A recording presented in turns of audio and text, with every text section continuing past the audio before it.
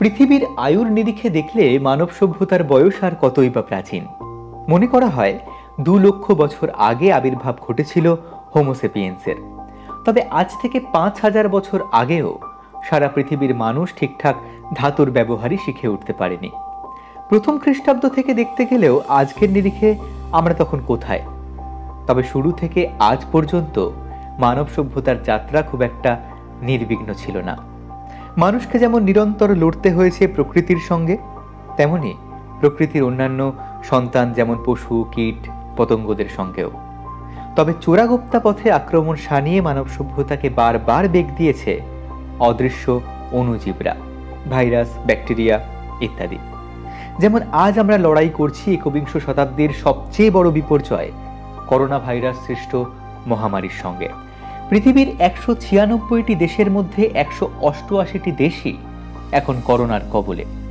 31শে মে 2020 আজ যখন আমরা এই পর্বটি করছি, সেই সময় সারা বিশ্বে আক্রান্তের সংখ্যা 60 লক্ষেরও অধিক। এই সংখ্যাটা কোথায় গিয়ে দাঁড়াবে আমরা জানি না।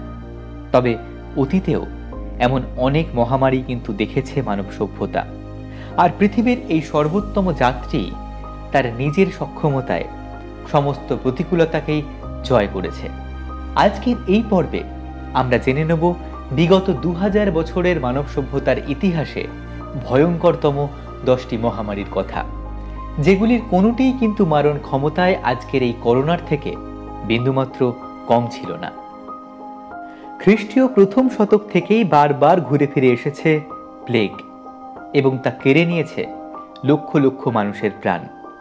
যেমন 165 খ্রিস্টাব্দে সেই সময়ের অ্যান্টোনাইন প্লেগ এশিয়া মাইনর, ইজিপ্ট, গ্রিসে 5 লক্ষ মানুষের প্রাণ কেড়ে নিয়েছিল। এরপরে প্লেগের সবচেয়ে বড় প্রাদুর্ভাব হয় 541 থেকে 542 খ্রিস্টাব্দের মধ্যে, যেটাকে আমরা বলি জাস্টিনিয়ান প্লেগ। বাইজান্টাইন সভ্যতাকে কেন্দ্র করে এই প্লেগের প্রাদুর্ভাব ঘটেছিল। সমুদ্র কূলবর্তী বন্দর শহরগুলোতে ছড়িয়ে পড়েছিল এই প্লেগ। মৃত্যু হয়েছিল 25 লক্ষ মানুষের। এক একটা শহরের 40% জনসংখ্যা নিশ্চিহ্ন হয়ে গিয়েছিল এই প্লেগে। তবে মানব সভ্যতার ইতিহাসে সবচেয়ে ভয়াবহ প্লেগটি হয়েছিল 1346 থেকে 1353 সালের মধ্যে, যেটাকে বলা হয় the black death. Europe, Africa এবং এশিয়ার একটা বিস্তীর্ণ অঞ্চলের মানুষ এই প্লেগের কবলে পড়েছিলেন। মৃত্যুমুখে পতিত হয়েছিলেন 75 লক্ষ থেকে প্রায় 2 কোটি মানুষ। তৎকালীন পৃথিবীর জনসংখ্যার নিরিখে এই সংখ্যাটা কিন্তু নেহাত কম নয়। এরপরেও বিভিন্ন সময় ফিরে ফিরে এসেছে প্লেগ। প্লেগের পর এলো কলেরা। অন্তত 7 বার এই কলেরা সবচেয়ে ধ্বংসাত্মক রূপ ধারণ করেছে। তার মধ্যে একটি হলো তৃতীয় কলেরা মহামারী, যেটা সংঘটিত হয়েছিল 1852 থেকে 1860 খ্রিস্টাব্দের মধ্যে। ভারত থেকে এই মহামারী ছড়িয়ে পড়েছিল এশিয়া, ইউরোপ, উত্তর আমেরিকা এবং আফ্রিকায়। মৃত্যু হয়েছিল 1 লক্ষ মানুষের। শুধুমাত্র ব্রিটেনেই মারা গিয়েছিলেন 23,000 মানুষ। কলেরা মহামারী যেভাবে ভারতে মানুষের প্রাণ কেড়ে নিয়েছিল, তার নজির বোধহয় ভারতের ইতিহাসে আর নেই। তেমনটাই ঘটেছিল 1910 থেকে 1911 সালের মধ্যে অবিভক্ত ভারতে। সেই সময় কলেরা কেড়ে নিয়েছিল 8 লক্ষ মানুষের প্রাণ। তারপর কলেরা ছড়িয়ে পড়েছিল মধ্যপ্রাচ্য, উত্তর আমেরিকা, পূর্ব ইউরোপ এবং রাশিয়ায়। তবে যেহেতু তারা কলেরার সঙ্গে পূর্ব পরিচিত ছিল, তাই প্রথম বিশ্বের এই দেশগুলো কলেরার প্রকোপ সামলে নিয়েছিল। কিন্তু এর মধ্যেই ঝরে গেছে ভারতে 8 লক্ষ প্রাণ।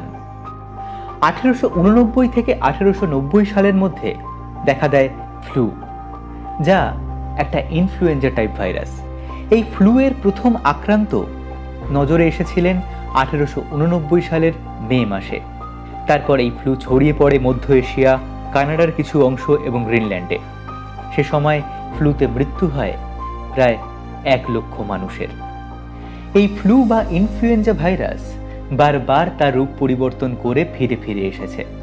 যেমন তা আবার ফিরে আসে 1918 সালে, এবং তা আরো বিধ্বংসী রূপে। এটি এখন আমাদের চর্চিত স্প্যানিশ ফ্লু। সেই সময় বলা হয় পৃথিবীর জনসংখ্যার 1/3 এই ফ্লুতে আক্রান্ত হয়েছিলেন। মৃত্যু হয়েছিল প্রায় 5 কোটি মানুষের। মৃত্যুর হার ছিল 10 থেকে 20%। শুধুমাত্র ভাইরাসের প্রাদুর্ভাবের প্রথম 25 সপ্তাহতেই প্রায় 2.5 কোটি মানুষের মৃত্যু হয়। মৃত্যুর হার বেশি ছিল শিশু, বৃদ্ধ এবং যাদের পূর্ব থেকে কোনো রোগ রয়েছে তাদেরই। সে সময় পৃথিবীর জনসংখ্যা ছিল মোটামুটি 180 কোটি মতো। তার মধ্যে 5 কোটি মানুষের মৃত্যু বুঝিয়ে দেয় যে এই ফ্লু কতটা সাংঘাতিক ছিল। 1918তে যে ফ্লুটি হয়েছিল তার জন্য দায়ী ছিল H1N1 ভাইরাস।